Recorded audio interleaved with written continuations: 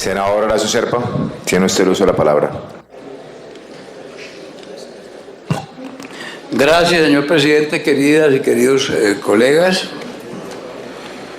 Un saludo muy especial a nuestros apreciados visitantes. Qué grato, estamos hoy de plácemes. Tenemos todas las sillas llenas, aquí no hay silla vacía hoy.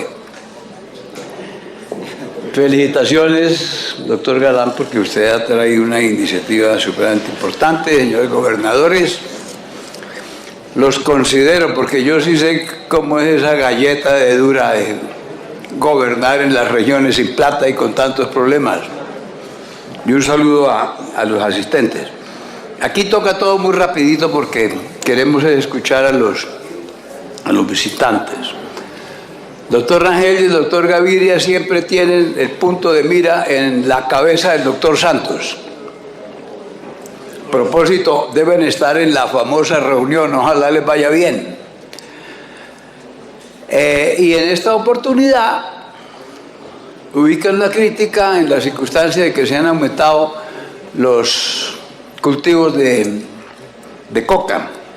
Miren, los cultivos de coca no aumentan o no disminuyen porque quieran los gobiernos. Todos los gobiernos quieren acabar el narcotráfico. Todos los colombianos queremos que no haya narcotráfico, más las autoridades. Eso depende de factores climáticos, eso depende de la economía. El tema del narcotráfico es por sobre todo un tema económico, eso depende de la demanda, eso depende de si los campesinos tienen o no tienen con qué comer. Si no tienen con qué comer, pues siembran coca. Entonces tengan ustedes la seguridad de que el gobierno hace todo lo posible por superar esta situación. ¿Qué pasa con la coca? Que si se siembra, pues hay que erradicarla, pero hay diferentes formas de hacer este procedimiento. La aspersión con glifosato ha sido absolutamente ineficaz. La decisión asumida por el gobierno, que muchos colombianos, yo también, celebramos, de prohibir el uso del glifosato, fue fundamentalmente porque resultó ineficaz. Hace 30 años se viene fumigando en Colombia. El único país del mundo donde se fumiga con glifosato es la República de Colombia. Y además está suficientemente demostrado, a pesar de las afirmaciones del doctor Rangel, de que el glifosato produce unas consecuencias supremamente inconvenientes, sobre todo en el tema de la salud a los habitantes de esas regiones, porque es que la aspersión es un procedimiento por virtud del cual el glifosato le cae generalmente a las plantaciones que se quieren erradicar, pero también a todo el vecindario, y eso depende de cómo estén en un momento dado los vientos, etcétera, de manera tal que los daños que se ocasionan también a los otros cultivos y a los animales es supremamente grande. Recientemente el señor fiscal hizo unas declaraciones, revolvió el avispero, como se dice, pero está bien, porque es un tema que está siempre en necesidad de discutirse y muy importante conocer sus opiniones sobre ese particular. Pero a mí me parece que el país avanzó en estos nuevos criterios de combatir al narcotráfico y a todo este problema de las drogas que se ha venido imponiendo en el mundo. ¿Y por qué se han cambiado los procedimientos y por qué se están pensando en otras formulaciones?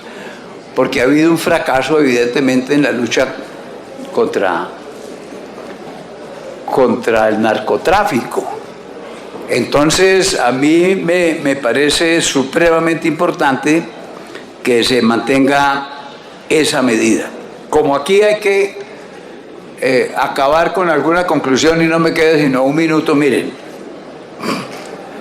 la mejor actuación y actividad y labor que ha hecho el actual gobierno para acabar el narcotráfico en Colombia se llama el proceso de paz con la FARC.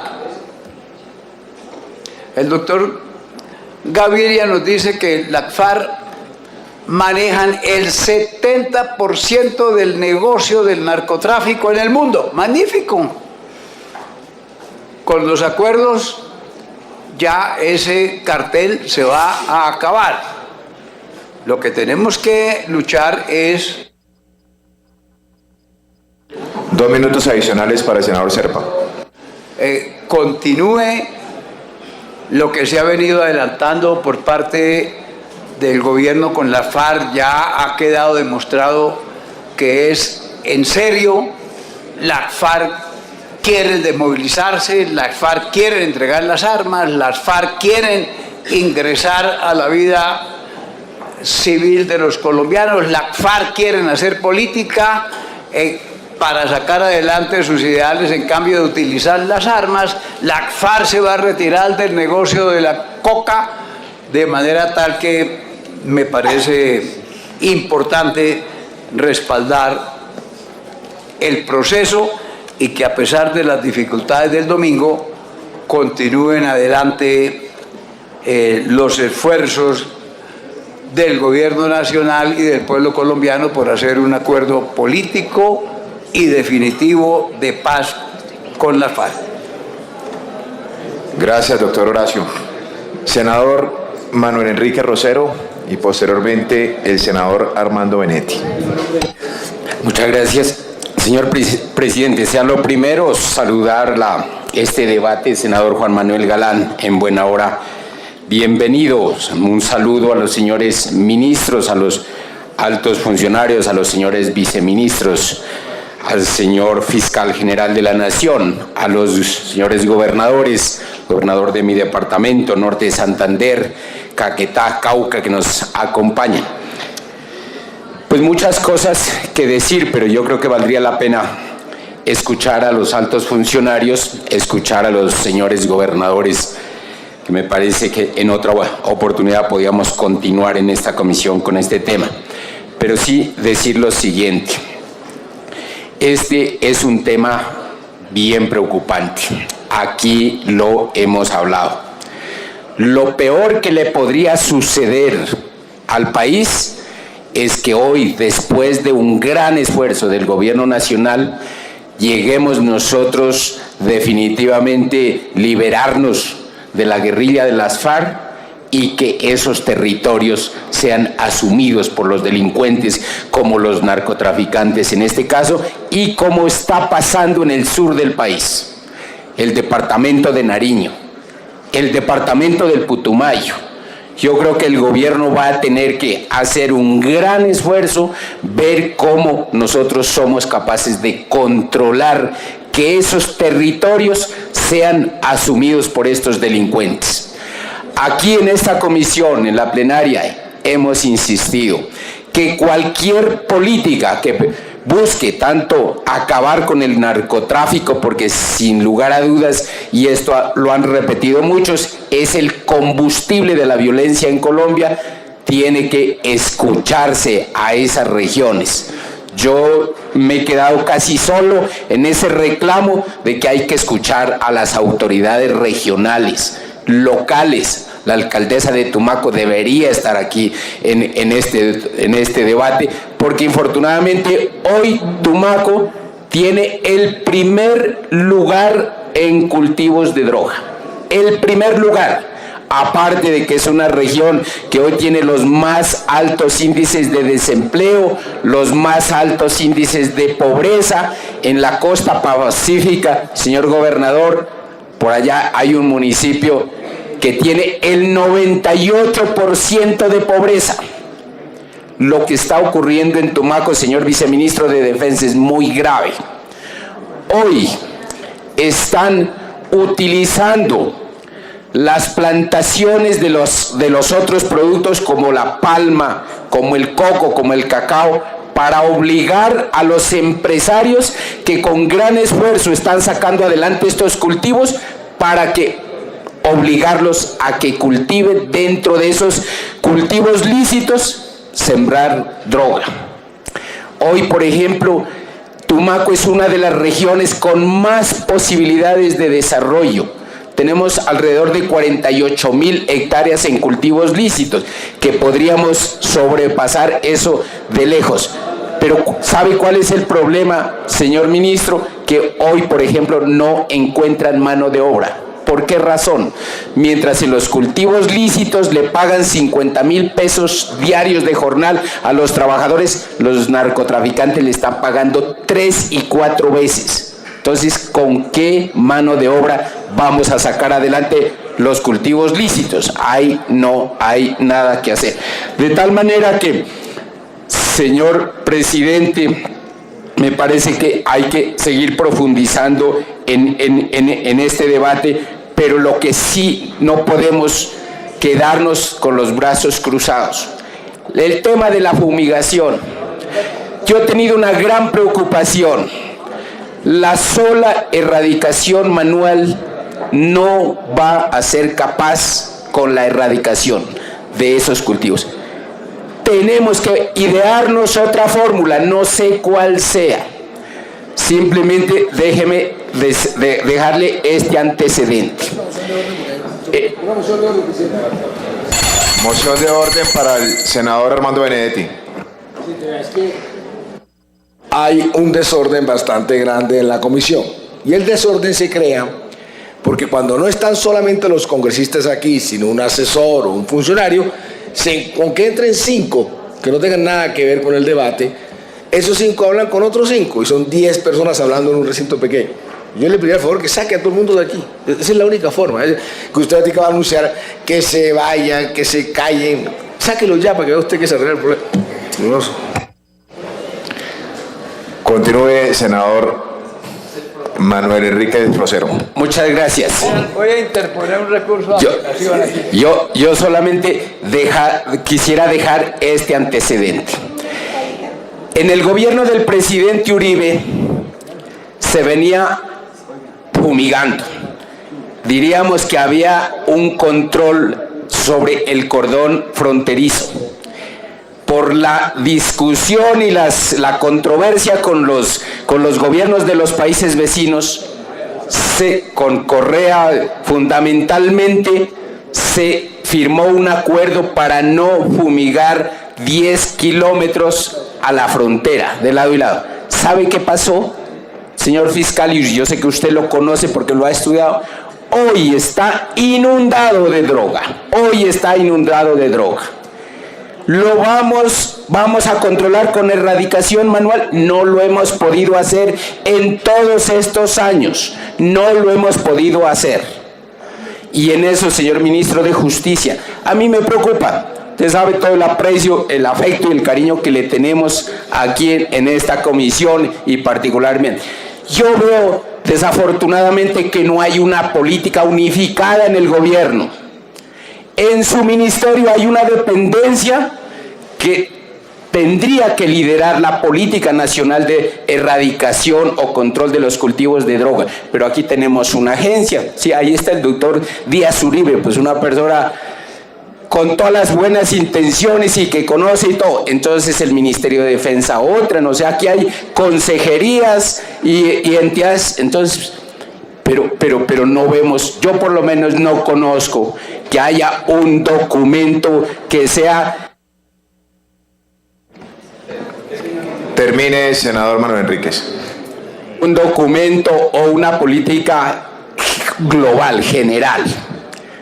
Aquí lo que nosotros tenemos para Nariño, para el Putumayo, que desafortunadamente hoy están sumidos en la pobreza, tenemos que tener una verdadera política integral. Sí, se han venido haciendo esfuerzos. Desde el 2002, no sé cuántas familias se han atendido en la costa pacífica nariñense, pero hoy tenemos problemas de falta de oportunidades porque los narcotraficantes nos las están quitando. De tal manera que este es un llamado. Y ojalá que nosotros podamos sacar adelante este proceso de paz. Creo que todos los colombianos lo esperamos, pero hay que tener el cuidado de que hoy sacamos a los narcotraficantes de la costa pacífica nariñense y al otro día tenemos a los narcotraficantes de México y de qué otras partes del mundo, porque están allá, señor presidente. Muchas gracias. Tiene el uso de la palabra el senador Armando Benedetti. Gracias, presidente. Por así ponerlo, para decir varias ideas y también principios. El doctor Rangel habla de unos estudios que no son concluyentes de que sean malos. Pero yo me pregunto si alguien aquí en esta sala le daría una medicina, si fuera para una gripa, en la que usted tendría que darle esa medicina a sus hijos, a sus nietos o a sus padres, donde hay algunas dudas de que eso pueda matar o pueda enfermar peor. Yo quisiera verlo a usted, doctor Rangel, con una gripa hoy, como la que tengo yo. Y digo, mire, esto, hay gente que dice que le quita la gripa ya, y hay otra gente que dice que se puede empeorar, que se puede morir. No, estoy enfermo por el no. Entonces, lo que José Obdulio me quisiera dar a mí, si supiera que el 50% de la medicina me puede matar, es lo que Rangel le quiere dar a los campesinos. Eso es lo que usted quiere, que se pruebe.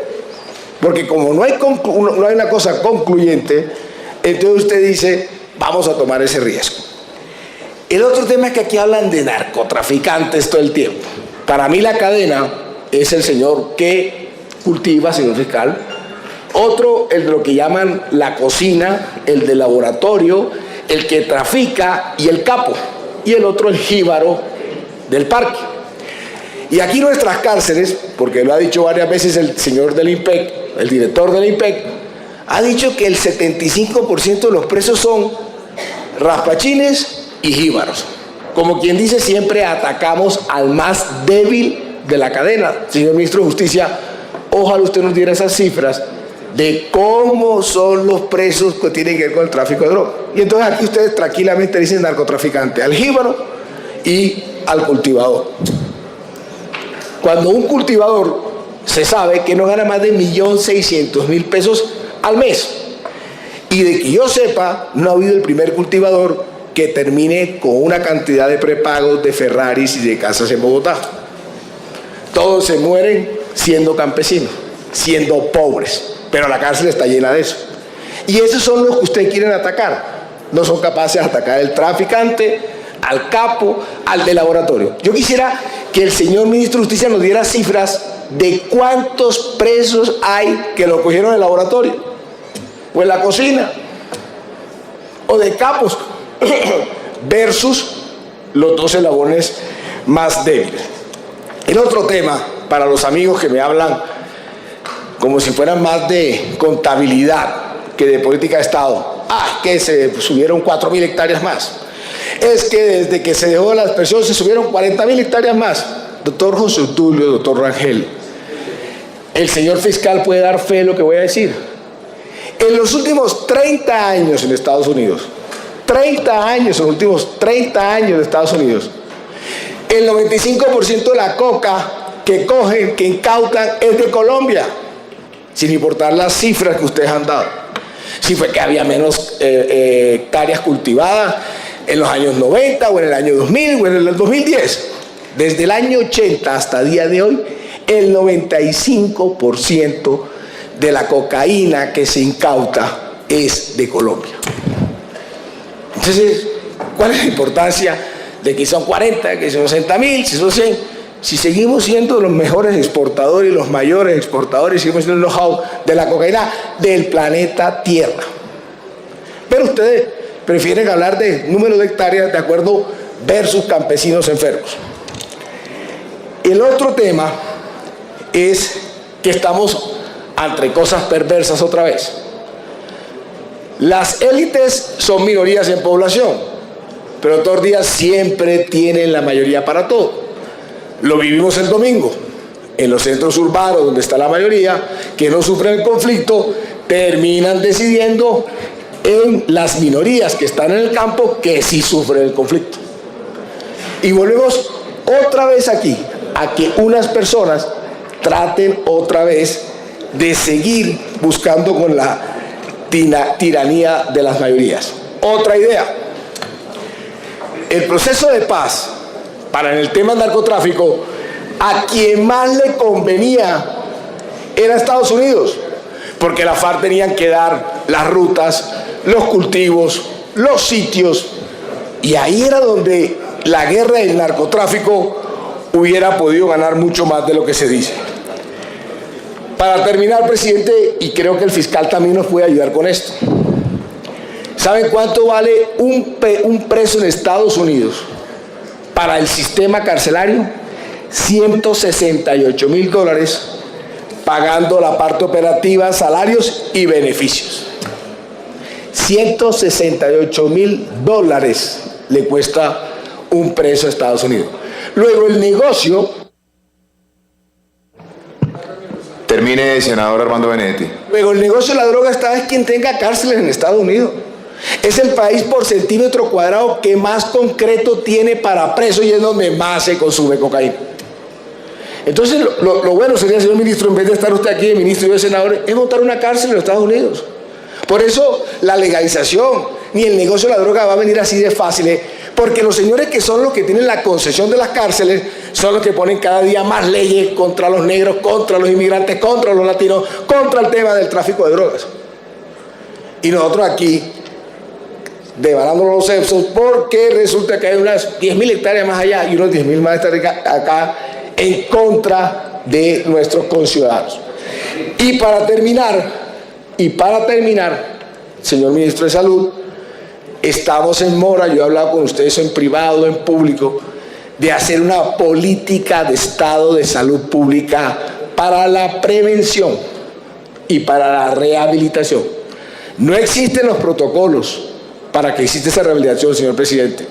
Las EPS cobran entre 25 y 30 millones de pesos por recuperar, por rehabilitar a una persona adicta, sin ningún protocolo.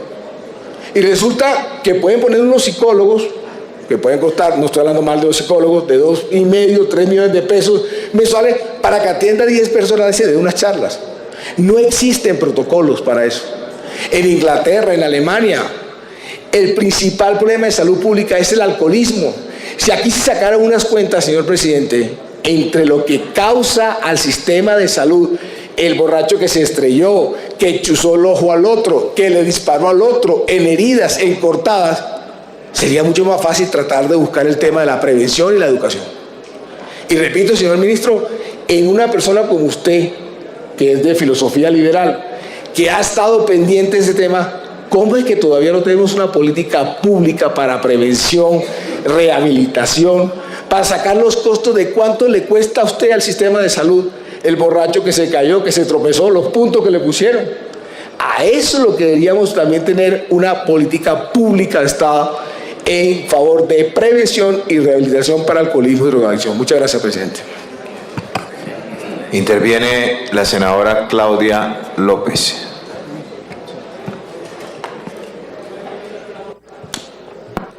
Muchas gracias, presidente.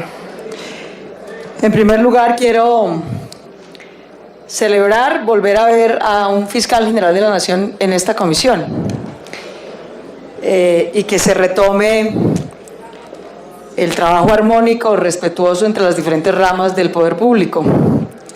Eso sin duda le hace bien a la estabilidad institucional de Colombia.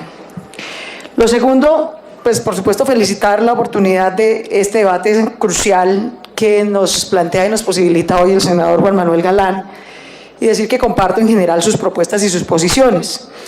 Quisiera enfatizar dos puntos que me sorprenden en este debate. El primero es la incapacidad de aprender de nuestra propia experiencia y de nuestra propia evidencia académica. Para volver haciendo caso omiso de lo que los estudios, la Academia Colombiana, la Academia Internacional, las entidades de gobierno han analizado, como si estamos aquí planteando un debate, pues como si estuviéramos en el día 1, hace 40 años, de la discusión de la guerra contra las drogas, haciendo totalmente caso omiso a la evidencia, que la erradicación aérea con glifosato ha sido un fracaso, está comprobado por todos los estudios nacionales e internacionales. Todos, no hay uno solo, que diga que ha sido un método de erradicación eficaz, sostenible en el tiempo, duradero.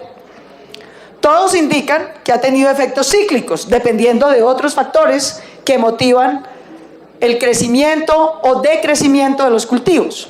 Por ejemplo, la capacidad de controlar los territorios, por ejemplo, el valor en el mercado, por ejemplo, el crecimiento de la demanda, por ejemplo, el valor del dólar, por ejemplo, la devaluación.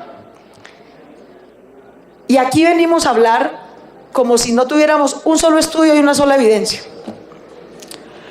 Los efectos contra la salud del glifosato en los niveles de concentración que se utilizan para hacer erradicación de cultivos ilícitos no solo producen mayor probabilidad de tener cáncer, producen mayor probabilidad de aborto, producen mayor probabilidad de problemas en la piel, producen mayor probabilidad de mortalidad infantil, producen mayor probabilidad de infertilidad, producen mayor probabilidad de asma.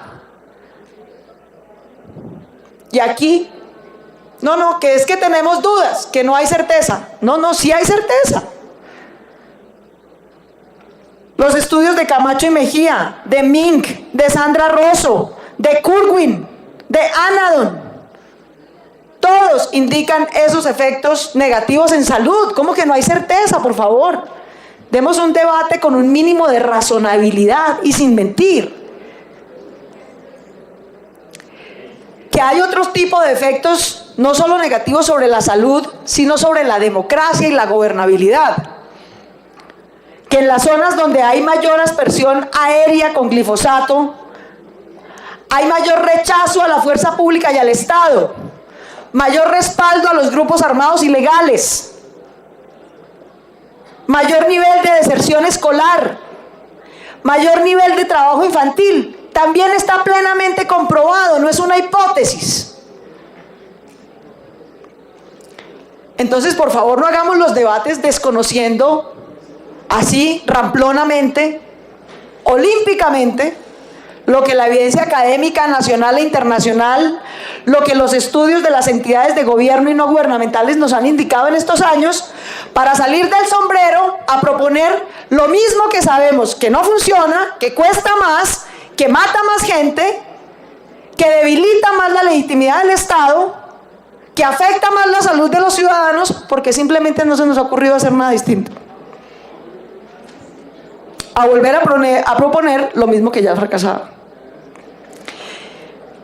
Es lo primero sobre lo que quisiera llamar la atención, por favor. Digamos, esto no es el circo de los loquitos. Esta es la Comisión Primera del Senado de la República. Aquí tenemos que aprender a dar debates con argumentos sin desconocer lo que los estudios de más de 30 años en Colombia y en otros lugares nos indican, por favor. Lo segundo, al señor fiscal general de la Nación, a mí me aterra y veo que usted sigue en la misma inercia. Yo no sé qué tendrá ese cargo que lleva a la gente a actuar con esa inercia, la verdad. Es la misma inercia de la Fiscalía de Colombia todos estos años. Y es que, ¿cómo son de gallitos? ¿Cómo son de machitos? ¿Cómo son de duros? Con el eslabón más débil, más pobre de la cadena, que son los campesinos.